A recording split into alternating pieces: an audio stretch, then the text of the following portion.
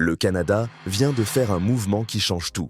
Ils ont lâché du lest sur les tarifs douaniers des voitures chinoises. Résultat, pendant que les Américains se battent encore avec les surtaxes des concessionnaires et les ajustements de marché, au Canada, on va pouvoir faire son shopping à 700 chevaux pour le même budget. Des écrans plus grands que votre télé. Une technologie qui fait passer une Tesla pour une vieille idée, le tout au même prix, sans jeu de fidélité. Aujourd'hui, je vous montre 5 voitures chinoises que les Canadiens peuvent acheter maintenant et que les Américains ne peuvent pas. On parle de spécifications d'hypercar pour des prix de berline familiale.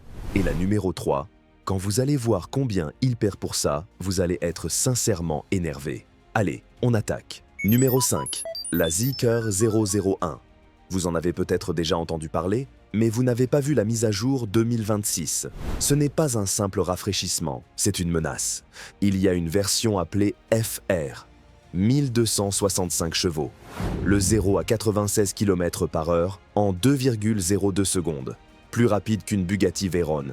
Plus rapide qu'une Model S Plaid. C'est plus rapide que votre cerveau quand il comprend que vous êtes en danger. Et la partie qui rend fou, la version de base, qui a déjà ce look et une grosse partie de cette techno, démarre autour de 35 000 € en Chine. 35 000 €. À ce prix-là, aux États-Unis ou en France, vous repartez avec un SUV compact basique, sièges en tissu, une boîte automatique qui patine, et vous dites merci. Regardez cette face avant. Ce n'est pas la voiture électrique en forme d'œuf déprimant. On dirait une Porsche Panamera qui est passée à la salle de sport et qui s'est offert un lifting du futur. Les LED verticales séparées, ils appellent ça les griffes. Et ce n'est pas juste décoratif. Quand vous approchez, ça s'anime. La calandre, quasiment lisse, mais pas cheap. Et en bas, des prises d'air actives qui s'ouvrent et se ferment pour refroidir la batterie. Ça a l'air cher, ça sent cher. Dans votre rétro, vous vous décalez. Sur le profil, c'est un shooting brake. Un break de chasse, mais sexy, bas, large, posé au sol. Et les jantes, 22 pouces en alliage forgé sur les grosses finitions. Chez nous, pour des roues comme ça, on vous demande 5 000 € de plus, minimum. Et le vrai tour de magie, les portes. Portes sans cadre, automatique. Vous ne tirez pas une poignée, vous appuyez ou vous arrivez avec la clé et la porte s'ouvre comme si vous aviez un majordome invisible. Vous vous asseyez, vous appuyez sur le frein, et la porte se referme toute seule. Pendant ce temps, vous claquez votre portière comme un homme des cavernes. À ce prix, ça ressemble à une blague. Sauf que c'est réel. Sous le plancher, batterie de 95 ou 100 kWh selon les versions. Et sur la transmission intégrale, 789 chevaux. Oui, 789. Mais le plus violent, c'est la recharge. Architecture 800 volts. 10 à 80% en 11 minutes. 11 minutes. Vous passez plus de temps à hésiter devant la carte d'un café. Entrez à bord et c'est là que ça fait mal. Alcantara et cuir nappa partout. Pas de plastique qui grince. Écran central OLED de 15 pouces. Et en plus, il pivote vers le conducteur ou le passager. Puce Snapdragon ultra puissante, littéralement plus rapide que certains ordinateurs portables qui servent à monter des vidéos. Et le chiffre qui pique, en Chine, la Zeekr 00, un modèle 2026, commence autour de 35 000 €. La version FR à 1265 chevaux coûte plus cher évidemment, mais juste l'idée d'avoir ce châssis, cet intérieur et plus de 700 chevaux pour moins de 40 000 €, si ça arrivait chez nous, ce serait facturé 90 000 et tout le monde paierait. Alors soyez honnêtes, vous échangez votre voiture aujourd'hui contre une Zeekr 001 ou vous restez loyal à votre marque? Dites-le en commentaire. Et attendez, la numéro 5 est déjà folle, mais elle a encore une vitre arrière. La numéro 4, elle l'a supprimée. Numéro 4, l'Avatre 12. Oui, Avatre 1.2. Et le nom n'est même pas le plus bizarre. Regardez l'arrière. Il manque un truc évident. Il n'y a pas de vitre arrière.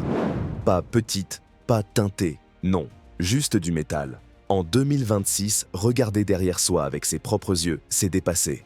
À la place, des caméras haute définition envoient de l'image à un rétroviseur intérieur numérique. Vous conduisez un bloc d'aluminium, un bunker, un truc sorti de Cyberpunk 2077 qui aurait décidé de vivre dans le réel. À l'avant, c'est lisse, presque inquiétant. Pas de phare traditionnel, juste des bandes LED ultra fines pour les feux de jour. Les vrais projecteurs sont cachés plus bas. Et le détail le plus fou, sous le pare-brise, un panneau noir, qui est en fait un écran LED personnalisable. Il peut afficher un message aux piétons, il peut afficher des emojis. Votre voiture peut littéralement parler à un passage piéton. Sur le côté, poignées invisibles. Rétroviseur supprimé, remplacé par des caméras sur tige. Moins de bruit d'air, moins de traînées. Et surtout, un look de voyageur temporel. Technologie Huawei à bord. Double moteur, 578 chevaux. Le 0 à 96 km/h autour de 3,9 secondes. Autonomie annoncée autour de 690 km. Et l'intérieur? Là, l'idée sans vitre arrière commence à se défendre. Un ruban panoramique 4K sur toute la largeur, comme un horizon numérique. Puis, un écran flottant central pour le reste. Les sièges, zéro gravité. Vous appuyez, ça s'incline façon position NASA, jambes relevées. Plus confortable que certains lits. Et le toit vitré n'a pas de store. Il est électrochromique. Un bouton et le verre devient opaque. Magie. Et côté sécurité, le système Huawei ADS 2.0. La voiture ne dépend pas seulement d'une carte GPS. Elle scanne la route en temps réel avec un lidar, gère les zones de travaux, le trafic urbain complexe, les piétons, sans que vous touchiez le volant. Prix annoncé en Chine, autour de 40 000 €. À ce prix, une Tesla Model 3 est dans la zone. Sauf qu'ici, vous achetez un concept car qui s'est échappé du futur. Alors, question simple, vous conduisez une voiture sans vitre arrière, ou c'est trop risqué pour vous? Parce que la numéro 3, elle, n'a rien de raisonnable. Numéro 3, la Yangwang U7. Ce n'est pas une voiture, c'est un missile terrestre. 1300 chevaux, 0 à 96 km/h en 2,9 secondes.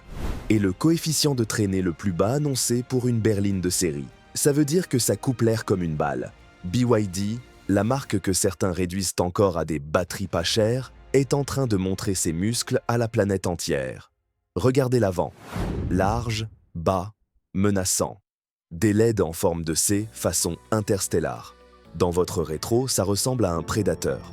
Et c'est immense. Plus de 5,18 mètres de long. Plus grand qu'une Tesla Model S, on tutoie le territoire des grosses berlines de luxe allemandes. Mais la vraie magie, c'est la plateforme E4. La plupart des électriques ont 2 moteurs, 3 si elles veulent impressionner. Là, c'est 4, un moteur indépendant par roue. Résultat, cette berline de plus de 5 mètres peut faire un tank turn, une rotation sur place à 360 degrés. Imaginez arriver devant un voiturier et faire pivoter la voiture pour qu'elle soit déjà tournée vers la sortie avant même de descendre. La frime ultime. Et comme chaque roue est pilotée indépendamment, la voiture défie la physique. En cas de crevaison à 120 km/h, l'ordinateur réajuste la puissance sur les 3 autres roues jusqu'à 1000 fois par seconde pour garder la trajectoire. Vous renversez même pas votre café. Prix annoncé en Chine, entre 85 000 et 95 000 €. Oui, c'est cher, mais une Porsche Taycan Turbo GT, c'est plus de 200 000 €. Là, on vous vend plus de puissance pour moins de la moitié du prix. Alors je vous la pose. 1300 chevaux sur route ouverte, c'est trop, ou c'est exactement ce qu'il faut? Parce que la numéro 2, elle, fait un truc que je n'avais jamais vu. Numéro 2, la NIO T9. Regardez bien, elle secoue la neige comme un chien mouillé. Ça a l'air d'un gadget, mais c'est le châssis intelligent Skyride. Probablement l'un des systèmes de suspension les plus avancés jamais mis sur une voiture de série. Chaque roue a sa pompe hydraulique indépendante. La hauteur et la rigidité s'ajustent en une milliseconde, plus rapide qu'un clignement d'œil. Ils ont empilé une tour de coupe de champagne sur le capot, sur plusieurs étages, et ils ont roulé sur des ralentisseurs. Pas une goutte ne tombe. Pendant ce temps, même avec une suspension confort, beaucoup renversent leur café à la première bosse. Ce n'est plus une suspension, c'est une technologie tapis volant. La caisse reste plate, quoi que fasse la route en dessous. Techniquement, système 900 volts. Aux États-Unis et en Europe, beaucoup de voitures électriques sont à 400 volts, les meilleures à 800. Là, 900. Charge ultra puissante à 600 kW. Traduction, vous récupérez 250 km d'autonomie en 5 minutes. Vous branchez, vous allez aux toilettes, vous revenez, et vous avez de quoi rouler encore 2 heures. Puissance annoncée, environ 700 chevaux. Et la fonctionnalité qui fait peur à certains, le steer-by-wire. Aucun lien mécanique entre le volant et les roues. Zéro. Tout passe par des signaux électroniques, comme un simulateur haut de gamme.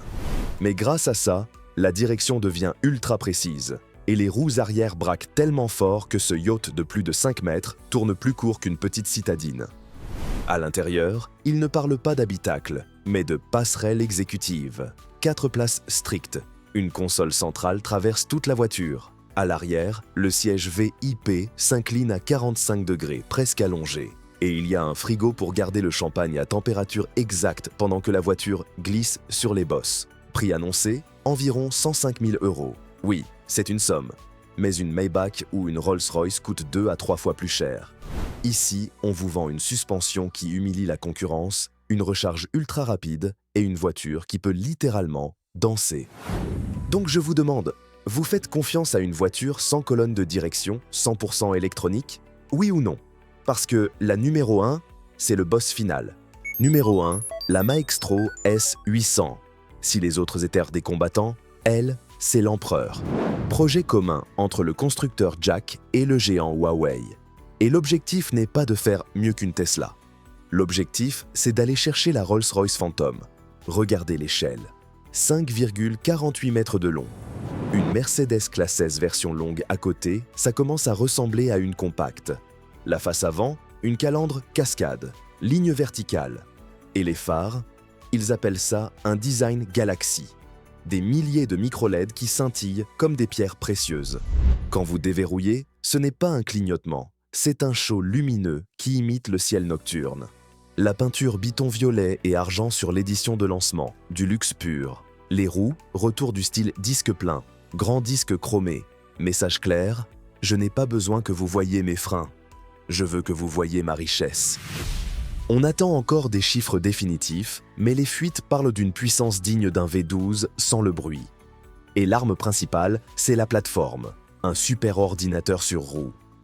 L'idée, c'est du niveau 3 d'autonomie au lancement. Dans certaines zones, légalement, vous lâchez le volant, vous respirez, la voiture gère. On a vu peu de choses de l'intérieur, mais les rumeurs sont délirantes. Tapis en vraie soie, ciel de toit étoilé animé, étoiles filantes, constellations, planétarium privé. Et comme c'est le système Huawei, votre téléphone et votre voiture ne font plus qu'un. Vous commencez un appel vidéo sur mobile, vous montez et ça bascule sur l'écran principal sans toucher à un bouton. À l'arrière, on annonce un espace gigantesque, impossible de toucher les sièges avant avec vos pieds. Ce n'est pas un habitacle, c'est un lounge, un endroit où on signe des accords, pas des contraventions. Prix estimé entre 130 000 et 190 000 €. Ça paraît énorme. Sauf qu'une Rolls-Royce démarre vers 350 000 € et grimpe facilement au demi-million. Là, on vous promet le luxe nuage, avec une technologie supérieure, pour la moitié du prix. Alors, verdict, nouveau roi du luxe, ou la Mercedes classe S garde la couronne? Voilà le top 5. Honnêtement, je suis encore en train de digérer le châssis de la NIO. Une voiture sans vitre arrière, une berline qui tourne sur place comme un tank, un paquebot qui secoue la neige comme un chien. Laquelle vous a le plus explosé le cerveau? Dites-moi votre choix en commentaire. Et si vous aviez 100 000 € là, maintenant, vous prenez l'une de celles-là plutôt qu'une BMW ou une Tesla, ou vous restez sur les classiques. Mettez un like si votre mâchoire est tombée au moins une fois. Abonnez-vous pour ne pas rater la suite. Et activez la cloche. La prochaine fois, on regarde des SUV chinois qui peuvent littéralement flotter et avancer dans l'eau. Oui, comme des bateaux. Je ne plaisante pas. Je vous laisse. À très vite.